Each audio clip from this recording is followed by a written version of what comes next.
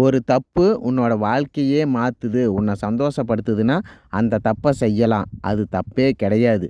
அது மட்டும் இல்லாம, அந்த தப்பு இன்னொருத்தன பாதிச்சிருச்சு அப்படின்னா, நீ எவ்வளோ பெரிய சந்தோஷப்பட்ட வாழ்க்கையில இருந்தாலும், உன்னால பாதிக்கப்பட்டவனுக்காக அந்த வாழ்க்கைய தூக்கி போட்டுட்டு வந்துரு அப்படின்னு சொல்றது தான் இந்த படத்தோட கதை.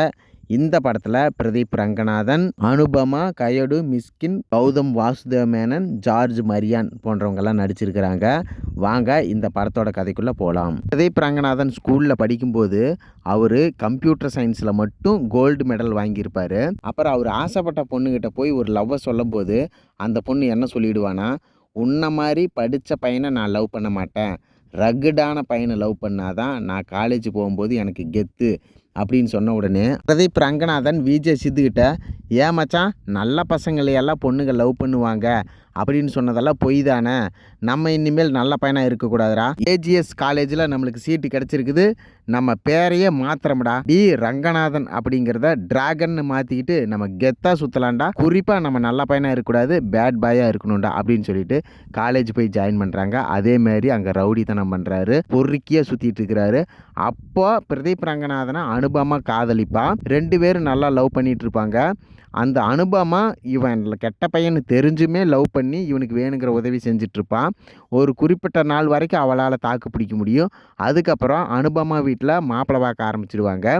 அந்த பையன் மாதம் 1,00,000 ரூபா சம்பளம், ஐடி கம்பெனியில் வேலை, 2 வீடு, காருன்னு ரொம்ப பணக்காரனாக இருப்பான்.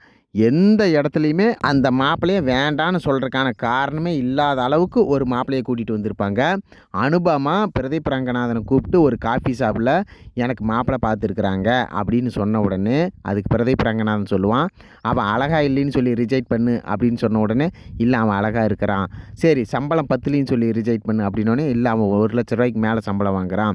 சரி வீடு இல்லைன்னு சொல்லி ரிஜெக்ட் பண்ணு அப்படிங்கும்போது, இல்லை அவனுக்கு 2 வீடு இருக்குது. கார் இல்லைன்னு சொல்லி, இல்லை அவன் BMW கார் வச்சுருக்கான். அப்போ அவனை ரிஜெக்டே பண்ண முடியாது அப்படின்னு அனுபமா சொல்ல, அதுக்கு பிரதீப் ரங்கநாதன் என்னை பிரேக்கப் பண்ணிட்டியா அப்படின்னு உடனே ஆமாம் அப்படின்னு சொல்லிட்டு அந்த இடத்துல பிரதீப் ரங்கநாதனை விட்டுட்டு போயிடுவான். உடனே இவர் லவ் ஃபீலிங்கில் இருப்பார். பிரதீப் ரங்கநாதன் காலேஜில் ஒழுங்காக படிக்காதனால 48 அரியர் வச்சதுனால அவனை காலேஜ் விட்டு அனுப்பிச்சுட்ருவாங்க. காலேஜ் முடிக்கவே மாட்டார். பிரதீப் ரங்கநாதன் ஃப்ரெண்ட்ஸ் எல்லாமே வேலைக்கு போயிட்டு ரூமில் தங்கியிருப்பாங்க.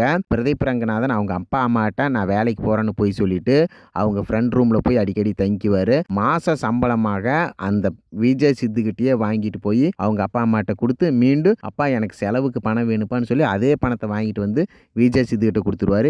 இப்படி ஃப்ராடுத்தனம் பண்ணிக்கிட்டே இருப்பார். தன்னோட சந்தோஷத்துக்காக ஃப்ராடுத்தனம் பண்ணுறதையே தொழிலாக வச்சுருப்பாரு. இந்த சமயத்தில் அனுபமா லவ்வும் பிரேக்கப் ஆனதுனால ரொம்ப வெக்ஸ் ஆகிடுவார். ஒரு நாள் நைட்டு திடீர்னு எந்திரிச்சு, அனுபமா என்னை விட்டுட்டு போனதுக்கு காரணமே அந்த மாப்பிள்ளை 1,00,000 ரூபா சம்பளம் தான்டா, நான் 1,20,001 ரூபா அவனை விட 1 ரூபா அதிகமாக சம்பாதிக்கணும், அதுக்கு தகுந்த வேலையை சொல்லுங்கடா அப்படின்னு சொல்லும்போது விஜய் சித்து, ஏன்டா இங்கே படித்தவனுக்கே வேலை இல்லை, நீ படிக்கல, உனக்கு எப்படா வேலை கிடைக்கும் அப்படின்னு சொல்லி அவனை கமாண்ட் அடிச்சு விட்ருவாங்க. சரின்ட்டு எல்லாருமே இந்த குரூப் கிரிக்கெட் விளையாடிட்டு இருக்கும்போது ஒரு பணக்கார பையன் வந்து விளையாடுவான். அந்த பையன் பிரதீப் ரங்கநாதனை பார்த்து, ப்ரோ நீங்கள் லவ் ஃபெயிலியர்னு பசங்கள்லாம் சொன்னாங்க, நீங்கள் கவலைப்படாதீங்க அப்படின்னு சொல்லுவான். என்னோட கவலையெல்லாம் என் எக்ஸு என்னை வந்து சம்பாதிக்கலின்னு சொல்லி தான் விட்டுட்டு போனான், நான் 1,00,000 ரூபா சம்பாதிக்கணும் ப்ரோ, அதுக்கு ஐடியா சொல்லுங்க அப்படிங்கும்போது, ப்ரோ நானே 35 அரியர் தான், அதனால் நீங்கள் கவலைப்படாதீங்க, ஒரு கம்பெனி இருக்குது அங்கே போய் நீங்கள் ஜாயின் பண்ணுங்க, அங்கே உங்களுக்கு ஃபேக் சர்டிஃபிகேட் அடிச்சு கொடுத்து உங்களை 1,00,000 ரூபா சம்பளமும் வேலை வாங்கி கொடுப்பாங்க அப்படின்னு உடனே பிரதீப் ரங்கநாதன் ஃபேக் சர்டிஃபிகேட் அடித்து அந்த வேலைக்கும் போய் மாதம் 1,00,000 ரூபா சம்பளம் வாங்கி நல்லா பணக்காரனா ஜாலியாக வாழ்ந்துட்டு இருப்பார். அப்பா அம்மாவுக்கு 60ஆம் கல்யாணம் பண்ணி வைப்பார். கோடி ரூபாயில் வீடு வாங்கிடுவார். நல்லா போயிட்டு இருக்குங்க லைஃப். பிரதீப் ரங்கநாதன் அப்பா பிரதீப் ரங்கநாதன்ட்ட கேட்பாரு, நீ தம்பி ஏதாவது லவ் பண்ணுறியான்னு கேட்கும்போது, லவ் எல்லாம் இல்லைப்பா அப்படிங்கிறாரு. சரி நான் பார்க்குற பொண்ணை கட்டிக்கிறியான்னு, சரி கட்டிக்கிறேன்னு சொல்லிடுவாரு. நல்ல கோடீஸ்வர வீட்டு பொண்ணை பிரதீப் ரங்கநாதன் கல்யாணம் பண்ணிக்க சம்மதிச்சிருவாரு. அந்த பொண்ணும் பிரதீப் ரங்கநாதனை லவ் பண்ண ஆரம்பிச்சிருவான். பிரதீப் ரங்கநாதனும் அந்த பொண்ணை லவ் பண்ண ஆரம்பிச்சிருவாங்க. இந்த வாழ்க்கை நல்லா போயிட்டு இருக்கும். அப்போ பார்த்து ஒரு சிகரெட் குடிச்சிட்டு இருப்பாரு டிராஃபிக்ல. அந்த சிகரெட்டை தூக்கி வீசும்பொழுது அந்த சிகரெட்டு காலேஜ் டீபார் ஆனதுக்கு காரணமான மிஸ்கினோட பாக்கெட்லயே போய் விழுந்துரும்.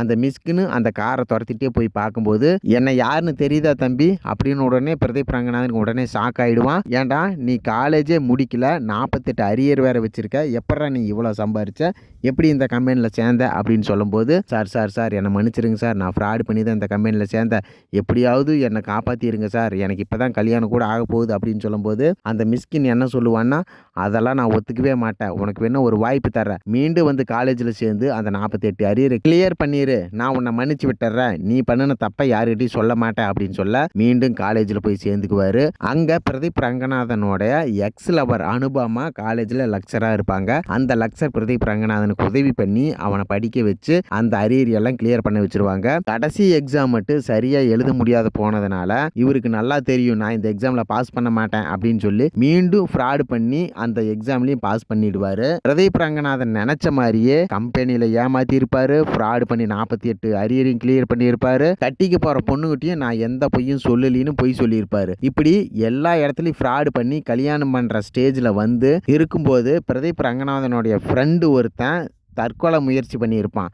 ஏன்டா அப்படின்னு கேட்கும்போது, இல்லை நான் நல்லா தான் எக்ஸாம் எழுதியிருந்தேன், நான் ஆசைப்பட்ட மாதிரி ஒரு கம்பெனியில் வேலை கிடச்சிது, ஆனால் ஒரு பேப்பரில் ஃபெயில் ஆனதுனால நான் தற்கொலைக்கு முயற்சி பண்ணிட்டேன் அப்படின்னு சொல்லுவான். அப்படி என்னடா உனக்கு ஆசைன்னு கேட்கும்போது, கூகுளில் வேலை செய்கிறது ஆசை, அந்த கம்பெனியில் நான் வேலைக்கு சேர்ந்துட்டேன், ஆனால் நான் எக்ஸாமில் நல்லா தான் பண்ணியிருந்தேன், ஆனால் என்னன்னு தெரியல என் பேப்பர் ஃபெயில் ஆகிருக்குது, நான் ரீகரெக்ஷன் போட்டேன், அந்த பேப்பரை எனக்கு அனுப்பிச்சாங்க, அந்த பேப்பரோட கையெழுத்து என்னது இல்லை, நான் போய் காலேஜில் கேட்டேன், இருந்தாலும் நீ ரீ எக்ஸாம் எழுதுன்னு சொல்லிட்டாங்க. அப்படிங்கும்போது அந்த பேப்பரை பிரதீப் ரங்கநாதன் வாங்கி பார்ப்பான். இவன் ஃப்ராடு பண்ணின பேப்பர், இவன் எழுதின பேப்பரை தான் அந்த பையனுக்கு வச்சுட்டு அந்த பையன் எழுதின பேப்பரை இவனுக்கு வச்சு மாற்றி வச்சு ஃப்ராடு பண்ணி பிரதீப் ரங்கநாதன் பாஸ் பண்ணிடுவான். அதை தெரிஞ்சுக்கிட்ட பிரதீப் ரங்கநாதன் சரின்ட்டு தாலி கட்டுற சமயத்தில் எல்லா உண்மையும் சொல்லிவிடுவான்.